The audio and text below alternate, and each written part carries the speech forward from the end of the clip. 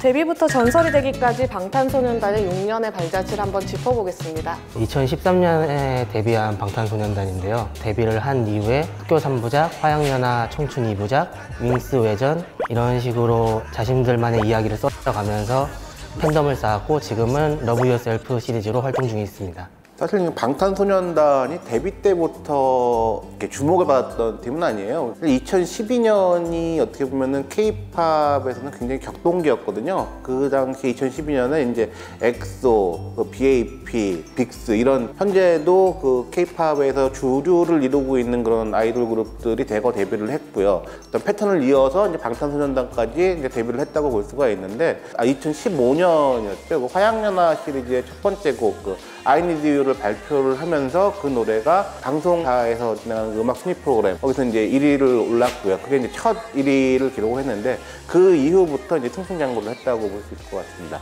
일단 그 방탄소년단의 출범에서 가장 이제 눈에 띄는 것은 이제 저희가 소위 말하는 메이저 기획사가 아니었다는 점이 굉장히 컸거든요. 굉장히 국내에서도 서서히 팬층을 모으기 시작한 경우였거든요. 해외에서 이제 이런 팬덤이 생기기 시작한 것은 그보다는 조금 앞서 발매된 쩔어라는 노래의 유튜브 뮤직비디오부터였거든요. 계속 천천히 그런 곡에 따라서 입지를 넓혀왔던, 이게 이제 국내뿐만 아니라 해외에서도 마찬가지인 그런 양상인데, 많은 전문가분들도 사실 이게 뭐 거품처럼 올랐다가 꺼질 것이라는 생각을 잘 안 하는 이유도 이런 차례로 단계를 밟아왔던 방탄소년단의 흔적을 보면 좀 알 수 있는 부분이 있는 것 같아요. 방탄소년단 하면 또 기록소년단이라고도 불리는데 이들의 기록이 어떤 기록들이 있을까요?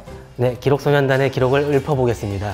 신곡 페이크 러브는 공개 4시간 55분 만에 유튜브 조회수 1000만 뷰를 돌파했는데요. 이는 테일러 스위프트가 기록한 6시간을 격파한 거고요. 선주문 음반 144만 장으로 밀리언셀러를 달성했고, 국내 음원 차트는 물론 미국 아이튠즈 메인 차트에서 앨범 수록곡 모두가 20위권 안에 진입했습니다. 또한 전 세계 50개국 이상의 아이튠즈 앨범 차트에서 1위를 차지하는 기염을 토했습니다. 이번에 방탄소년단이 빌보드 뮤직 어워드에서 역대급 컴백 무대를 가졌다고 했는데 도대체 어떤 무대를 가진 거죠?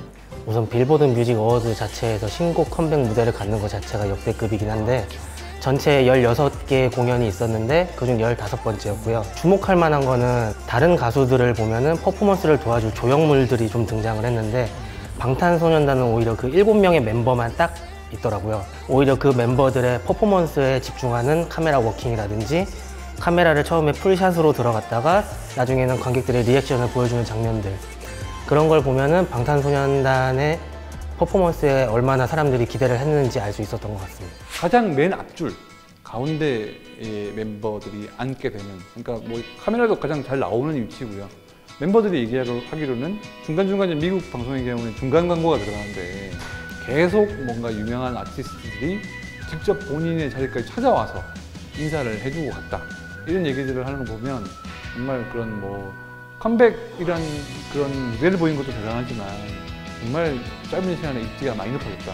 또 이제 페이크러브로 무대를 갔는데 그 노래를 부르고 있는 중에 노래가 이제 발매된 지 한국 시간은 3일밖에 안 되는 시간에 이제 외국 관객들이 그 페이크러브의 가사를 다 따라하고, 또 이제 중간중간에 후렴구에 있는 페이크러브라든가 뭐 이런 영어 단어들이 나오면은 그거를 다 따라하면서 막 응원을 해요. 응원 구호를 이미 정해졌다는 얘기인데 해외에서 그게 먼저. 네, 그게 됐다는 게 우리나라 입장에서는 굉장히 좀, 와, 이런 거가 이제 한국 가수가 이제 가능하구나, 어떤 그런 생각을 들게 하는 어떤 계기가 됐었죠. 또 지난해에 이어서 2018 빌보드 뮤직 어워드에서 2년 연속으로 탑 소셜 아티스트 상을 수상을 했어요. 어떤 의미를 지니고 있는 거죠?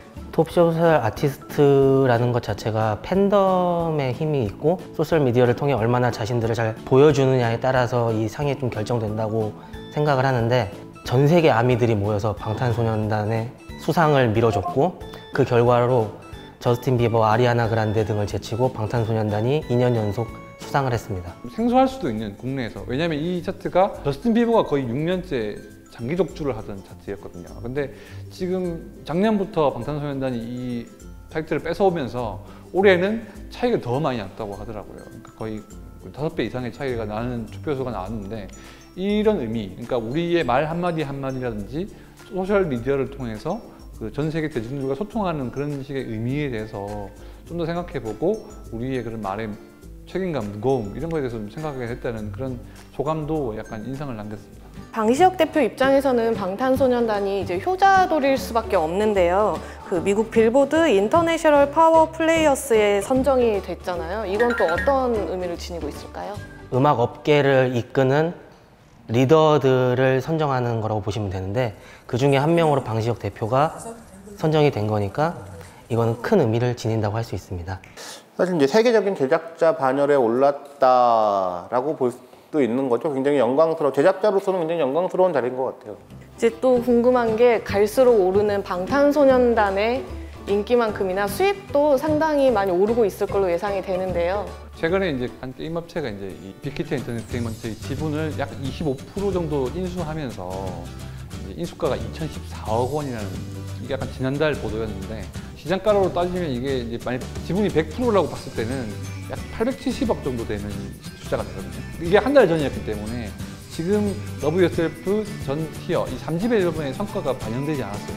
그리고 경영권 프리미엄도 좀 빠진 상태에서 870원이기 때문에 최근에는 이걸 조금 더해서 1조 원, 방탄소년단은 지금 1조 원의 아이돌로 꼽히면서 이 정도의 자산 가치는 봤을 때는 SM에도 필적하는, 그러니까 시가총액에 필적하는 액수이기 때문에 이런 점도 좀 화제가 나왔습니다.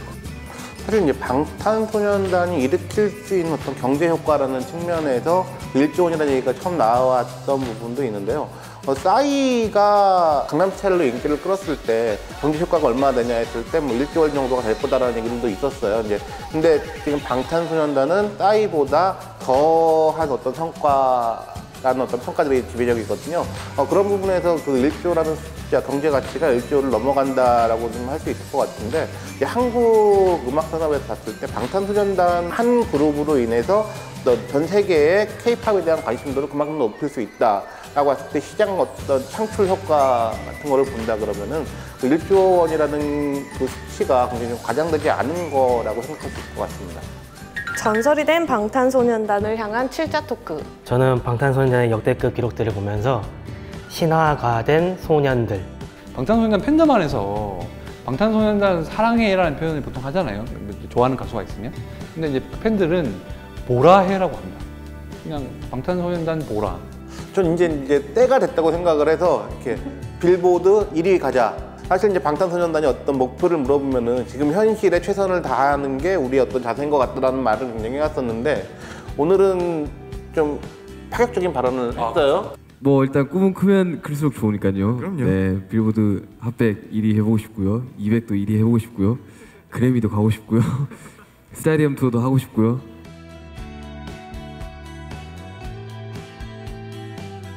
그런 어떤 방탄소년단 1위 가자. 빌보드 1위 가자.